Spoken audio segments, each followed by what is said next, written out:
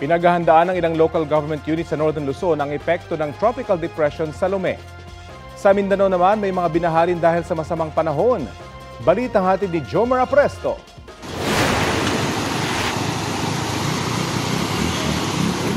Sa gitna ng rumaragasang baha sa Barangay Paruwayan sa Alamada, Cotabato, dalawang motorcycle rider ang halos tangaynan ng tubig.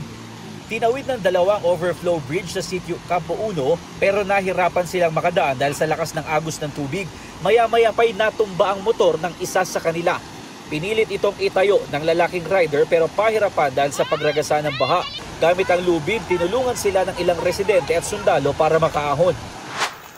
Umapaw naman ang isang sapa sa Coronadal City sa South Cotabato dahil sa matinding pag-ulan.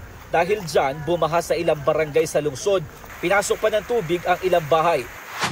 Sa bayan ng Tantangan, isinara ang ilang bahagi ng kalsada dahil sa baha. May ilang lane na pinapayagang madaanan ng mga motorista pero mabagal ang daloy ng trapiko dahil sa tubig. Tumulong ang ilang kawani ng Municipal Disaster Risk Reduction and Management Office at Traffic Section sa pagmamando ng trapiko. Halos ganyan din ang naranasan sa Takurong Sultan Kudarat. Lampas gutter ang baha kaya mabagal ang takbo ng mga sasakyan. Hindi naman madaanan ang ilang kalsada sa Balabagan, Lanao del Sur dahil din sa baha. Ayon sa Pag-asa, Intertropical Convergence Zone o ITCZ ang nagpaulan sa iba't ibang bahagi ng Mindanao.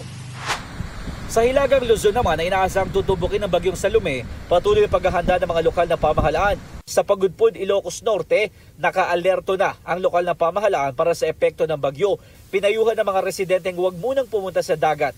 Pinag-iingat din ang mga nakatira sa mga coastal area sa bayan ng Burgos. Nakahanda na roon ang mga rescue equipment sakaling kailanganin. Tiniyak naman ng Department of Social Welfare and Development na may nakahanda silang halos 2 milyong kahon ng family food packs na ipamamahagi sa maapektuhan ng bagyong Salome. Jomer Apresto nagbabalita para sa GMA Integrated News.